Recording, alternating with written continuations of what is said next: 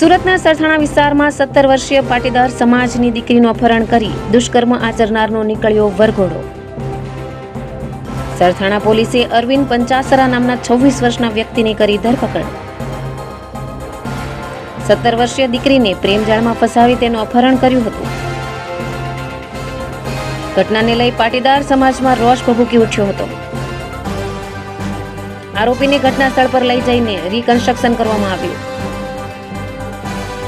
Sarthana police અને crime branch દ્વારા reconstruction કરવામાં આવ્યું। આરોપીનો વરઘોડો કાઢવામાં આવે તેવી પાટીદાર સમાજના અગ્રણીઓની માંગણી હતી। આરોપી સામે દાખલારૂપ કાર્યવાહી થાય તેવી પાટીદાર સમાજના અગ્રણીઓ દ્વારા માંગ કરવામાં આવી છે। આરોપી પકડવામાં આવ્યું છે, કયા ગુનામાં હતો અને ક્યાં સુધી રિકન્સ્ટ્રક્શન કરવામાં? સરથાણા પોલીસ સ્ટેશનમાં સગીર વયની બાળકી પર દુષ્કર્મ હતું ગુનો દાખલ કરવામાં આવેલો।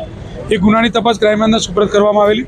આજરોજ આરોપીને એરેસ્ટ કરી અને આરોપીને રિકન્સ્ટ્રક્શન માટે જગ્યા પર લઈ આવેલા છે અને આગળની તપાસ ચાલુ છે। આરોપી કોણ છે, ક્યાંથી ધરપકડ કરવામાં આવી અને કંઈક લગ્ન પર જઈ ગયા? આરોપીને પરિણીત આરોપી છે અને આગળની તપાસ ચાલુ છે અને અત્યારે એનું પંચનામું કરી અને અમે આગળની તપાસ કરી રહ્યા છીએ।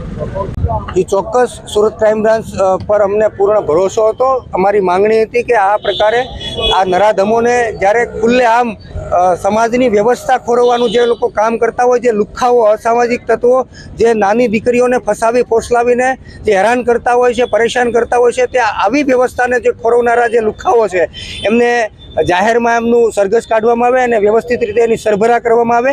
આ દિશામાં પોલીસે કામ કર્યું છે। પોલીસની કામગીરીથી અમને સંતોષ છે।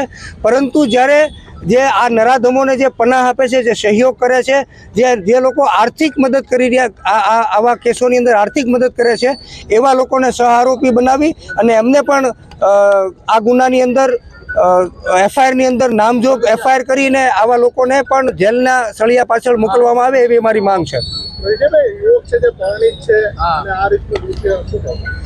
ચોક્કસ ક્રાઇમ બ્રાન્ચે તપાસના અંતે એવું જાણવા મળ્યું છે કે યુવક પરિણીત છે અને આ પરિણીત લોકો જ્યારે આ નરાધમો જ્યારે આવા કામ કરતા હોય ત્યારે ચોક્કસ કહીશ કે અગાઉ પણ આનો ઇતિહાસ ખરાબ હોય અને આનો ઇતિહાસ તપાસી અને જે કાંઈ સામાજિક દ્રષ્ટિકોણથી જે થતું હોય એ કરવા માટે સુરત ક્રાઇમ બ્રાન્ચ કરે એવી મારી વિનંતી છે।